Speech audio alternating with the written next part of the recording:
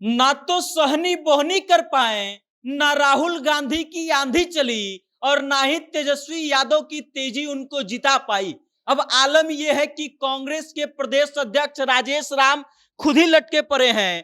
तेजस्वी यादव का सीट राघोपुर में खुद ही अटक गया है और उसके बाद मुकेश सहनी के भाई संतोष सहनी गौराबौरम से तो पहले ही हाथ पीछे खींच चुके हैं। आलम यह है कि महागठबंधन की जो हार है वो इतनी साथ मिलकर के लिखी जा रही है कि कोई किसी को ब्लेम नहीं कर पाए। राहुल गांधी का आंधी चला ही नहीं। जिस आंधी की चर्चा की जा रही थी कि राहुल गांधी जब वोट बचाओ यात्रा कर रहे थे तो लहर चल रहा था, वो लहर पता नहीं अब कहां गायब हो गया। दूसरा, तेजस्वी यादव के बारे में कहा जा रहा था कि तेजस्वी का प्रण जो है इस बार बिहार को जिता देगा।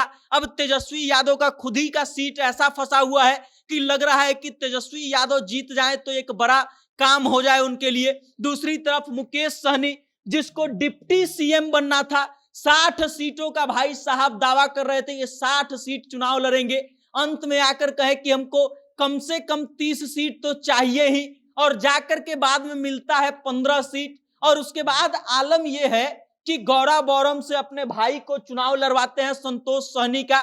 और आलम अब यह है कि चुनाव परिणाम में सहनी जी का खाता भी नहीं खुल रहा है और इसीलिए हमने शुरुआत में कहा कि ना तो मुकेश सहनी बोहनी कर पाए और ना ही राहुल गांधी का आंधी चला। मतलब कुल मिला के महागठबंधन को सम्मिलित रूप से परफॉर्म करना था, तब जाकर के सरकार बनती। जिस सरकार बनाने का दावा तेजस्वी यादव चुनाव से लेकर के अब तक कई बार कर चुके हैं कि हम शपथ लेंगे, मुख्यमंत्री बनेंगे, मुकेश सहनी उप मुख्यमंत्री बनेंगे और उसके अलावे कई और उप मुख्यमंत्री अलग अलग जातिगत समीकरणों को साधने के लिए आएंगे। हमको तो लग रहा है कि महागठबंधन जिस तरीके से सरकार बनाने की तैयारी कर रही थी, आंतरिक रूप से विभाग भी बट गया होगा कि कौन किस व्यक्ति को कौन सा मंत्रालय दिया जाएगा। लेकिन आलम यह है कि राघोपुर से तेजस्वी यादव का सीट अभी फंसता हुआ नजर आ रहा है। उसके बाद कुटुंबा से राजेश राम का सीट लगभग फंस चुका है। वो इतना पीछे चले गए हैं कि वहां से बैकअप करना मुश्किल है।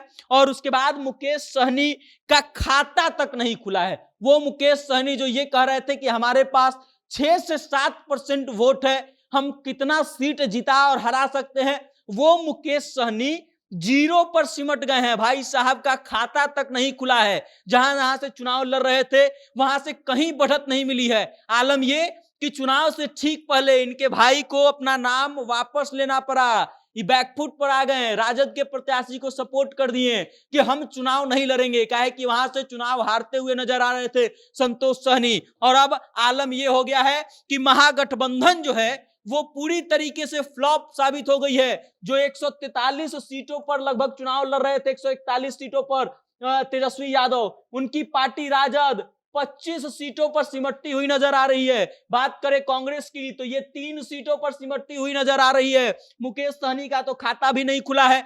बात करें लेफ्ट पार्टियों का तो वो लगभग 2 से 3 सीटों पर बढ़त में दिखाई दे रहे हैं फिलहाल। अब आलम यह है कि महागठबंधन किसको ब्लेम करेगा चुनाव हारने के बाद, कि किसके कारण चुनाव हार गए, देखने वाली बात होगी। और आलम ये कि अब जो है महागठबंधन आगे क्या करने वाला है, क्या रणनीति बदली जाएगी या फिर नेतृत्व बदला जाएगा।